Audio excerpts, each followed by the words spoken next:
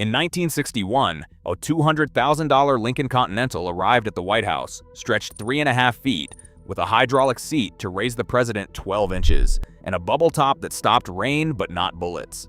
Every detail of Kennedy's SS-100X was built around one principle: the president must be seen. That principle made Dallas possible, and what happened to this car afterward reshaped presidential security forever. Before the new Continental arrived, presidential transport relied on a fleet of 9 1950 Lincoln Cosmopolitans. These heavily used vehicles, which had served Harry S. Truman and Dwight D. Eisenhower, were showing their age, suffering from mechanical wear, and falling out of step with the forward-looking image of the new decade. John F. Kennedy's administration sought to project a modern, energetic era of leadership. They required a vehicle that matched this new style. In early 1961, the Secret Service opened negotiations with Ford Motor Company, contracting them to supply a custom-built limousine built on the newly redesigned 1961 Lincoln Continental platform. Ford leased the base vehicle to the government for just $500 a year, while the Secret Service registered the classified project under a new code name, SS-100X. Ford selected the newly redesigned 1961 Lincoln Continental as the foundation for the new presidential car. As Ford's flagship luxury model, the Continental featured a dramatic departure from the heavy chrome of the 1950s, showcasing a clean, slab-sided body and rear-hinged suicide doors. Under the hood, a 430 cubic inch V8 engine delivered 230 horsepower.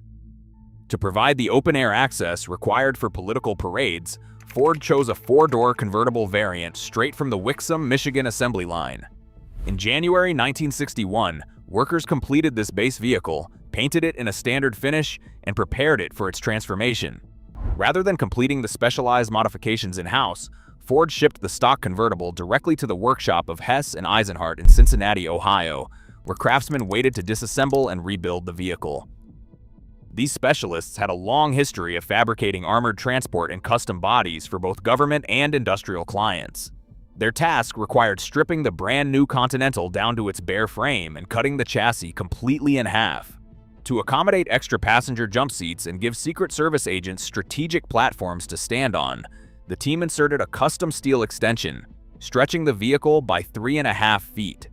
This massive structural alteration demanded complete frame reinforcement to keep the car from bowing under the weight of the heavy components. The Cincinnati shop spent 6 months re-engineering the limousine, adding integrated exterior running boards, a custom communications suite, and a handcrafted hydraulic lift that could raise the presidential seat by 12 inches. The total cost of the transformation reached approximately $200,000, equivalent to nearly $2 million today.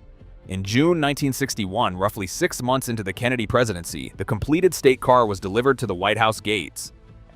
SS-100X was designed to make the president as visible as possible to the public. To achieve this level of visibility, Hess and Eisenhart engineered a rear seat equipped with a hydraulic lift. This system allowed the operator to raise the president up to 12 inches above the floor, making him easily visible even to distant onlookers. On the exterior, integrated running boards and grab handles on both sides of the rear fenders gave Secret Service agents physical platforms to stand on, keeping protection close while maintaining a clear line of sight for the crowds. The limousine featured 3 interchangeable roof configurations to accommodate weather and ceremonial needs. In clear weather, the car was run completely open.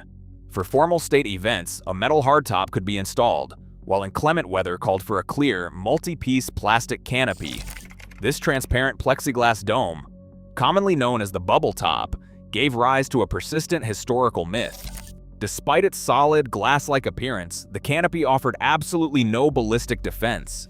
It was made from thin, non-armored plastic designed solely to shield passengers from wind and rain, leaving the occupants completely exposed to outside threats. The vehicle functioned as a moving stage, prioritizing ceremony over physical protection. Between June 1961 and November 1963, the custom Lincoln served as the primary stage for the American presidency. Painted in a striking presidential blue metallic, a shade specifically formulated to match state flags and complement military dress uniforms, the vehicle became an instant symbol of executive glamour.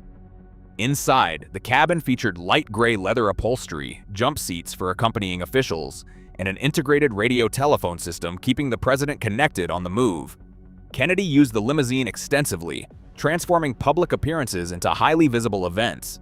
The vehicle was airlifted across the globe, gracing parades from major American cities to state visits in South America, including a stop in Venezuela, and even a historic tour of Europe. Wherever it traveled, the open-top limousine allowed crowds to feel a direct connection to their leader, fulfilling its role as a rolling theater of political optimism. On the morning of November 22, 1963, the SS-100X was prepared for a multi-mile promotional motorcade through Dallas, Texas. Because the morning rain had cleared into warm, sunny weather, the advance team made the decision to run the vehicle completely open. The transparent plexiglass bubble canopy, which offered no ballistic protection, was left off, ensuring the president remained fully visible to the onlookers. Inside the cabin, President John F. Kennedy and Jacqueline Kennedy sat in the rear passenger seat, which was elevated on its hydraulic lift. Directly in front of them, in the custom-installed jump seats, sat Texas Governor John Connally and his wife, Nellie. Secret Service agents rode on the trailing Cadillac, occasionally running up to stand on the Lincoln's rear steps. At approximately 12:30 p.m., the motorcade turned onto Elm Street, slowly passing the Texas School Book Depository into Dealey Plaza. Moments later, a series of rifle shots struck the vehicle. Kennedy was fatally wounded, and the limousine accelerated toward Parkland Memorial Hospital. The open-top Lincoln, designed for accessibility, had instantly become the centerpiece of a national tragedy. In December 1963, the Secret Service Technical Security Division ordered the damaged limousine stripped of evidence and shipped to Hess and Eisenhart in Cincinnati. Under the classified rebuild program codenamed D2 Quick Fix, engineers systematically transformed the open convertible. Craftsmen welded 1,600 pounds of high-tensile ballistic armor plating into the body, floor, and structural frame. They replaced the removable roofs with a permanent steel canopy, integrating the largest single piece of curved bulletproof glass manufactured at the time. Windshields and side windows were upgraded with multi-layered laminate glass up to 2 inches thick. Finally, workers repainted the exterior, replacing the original presidential blue metallic with jet black. In May 1964, the completed vehicle returned to Washington as a heavily fortified state asset. Upon its return in 1964, the heavily fortified Lincoln resumed its duties, serving President Lyndon B. Johnson through 1969. Richard Nixon inherited the vehicle that same year, using it for official parades until his resignation in 1974. Following brief use by Gerald Ford, the government officially retired the limousine in 1977, 16 years after its original delivery. Rather than facing the scrap heap, the historic vehicle found a permanent home at the Henry Ford Museum in Dearborn, Michigan. Today, it sits on display as a physical symbol of a watershed moment in American history. As a technological, political, and memorial artifact, the black sedan remains a tangible reminder of the day presidential security was permanently redefined. Today, the SS-100X sits silently in a museum, a physical boundary between two eras. It remains a stark reminder of the moment the presidency retreated behind bulletproof glass, a distance that only continues to grow. Security conquered accessibility, permanently changing how we see our leaders. Share your thoughts in the comments.